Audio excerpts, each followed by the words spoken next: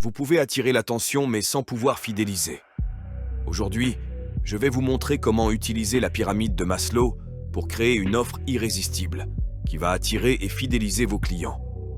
Mais avant, n'oubliez pas de vous abonner sur ANB Agency et de liker cette vidéo si vous la trouvez utile. Pour créer une offre irrésistible, vous devez d'abord identifier le niveau de la pyramide auquel se situe le besoin que vous comblez. Par exemple, si vous vendez des produits alimentaires, vous vous adressez aux besoins physiologiques, qui sont les plus basiques. Si vous vendez des assurances, vous vous adressez aux besoins de sécurité, qui sont les plus importants après les besoins physiologiques. Si vous vendez des vêtements, vous vous adressez aux besoins d'appartenance et d'amour, qui sont liés à la relation avec les autres.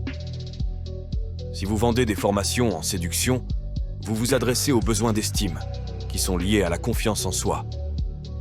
Et si vous vendez des voyages, vous vous adressez aux besoins d'accomplissement, qui sont liés à la réalisation de soi.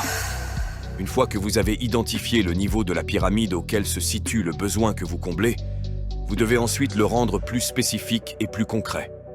Pour cela, vous pouvez utiliser la technique des 5 « pourquoi » qui consiste à se poser la question « pourquoi » à chaque fois que vous trouvez une réponse, jusqu'à ce que vous arriviez à la racine du problème. Par exemple, si vous vendez des produits alimentaires, vous pouvez vous demander « pourquoi les gens achètent des produits alimentaires ?» La réponse peut être « pour se nourrir ». Mais pourquoi ils veulent se nourrir? La réponse peut être « pour avoir de l'énergie ». Mais pourquoi ils veulent avoir de l'énergie? La réponse peut être « pour faire les activités qu'ils aiment ». Mais pourquoi ils veulent faire les activités qu'ils aiment? La réponse peut être « pour se sentir heureux ». Mais pourquoi ils veulent se sentir heureux? La réponse peut être « parce que c'est le but de la vie ». Vous voyez, en partant d'un besoin basique, vous arrivez à un besoin plus profond et plus universel, qui va toucher votre client au cœur. Enfin, une fois que vous avez rendu le besoin plus spécifique et plus concret, vous devez le transformer en une promesse, qui va être le cœur de votre offre.